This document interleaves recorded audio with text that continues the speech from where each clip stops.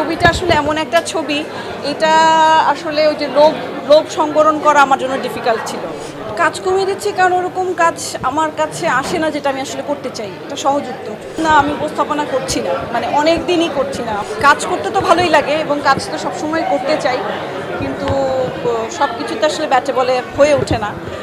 কিন্তু এই ছবিটা আসলে এমন একটা ছবি, এটা আসলে ওই যে লোভ লোভ সংবরণ করা আমার জন্য ডিফিকাল্ট ছিল। যেমন গত ছবিটার কথা যদি আমি বলি, মায়া জঞ্জালের কথা, সেখানে ডিরেক্টর ইন্দ্রনীল রয় চৌধুরীর সাথে কাজ করা বা ঋত্বিক চক্রবর্তীর সাথে স্ক্রিন শেয়ার করার যে লোভ, এখানেও আসলে ওরকম লোভ একটা ছিল আর কি, যে এতজন কাস্ট নিয়ে এরকম এরকম একটা জনরার ছবি হচ্ছে, ঈদের ছবি হচ্ছে, তো আমিও এটার মধ্যে যদি একটা পার্ট হতে পারি, তো এবং দর্শক যদি দেখে আনন্দ পায়, তো সেটার জন্যই আসলে করা।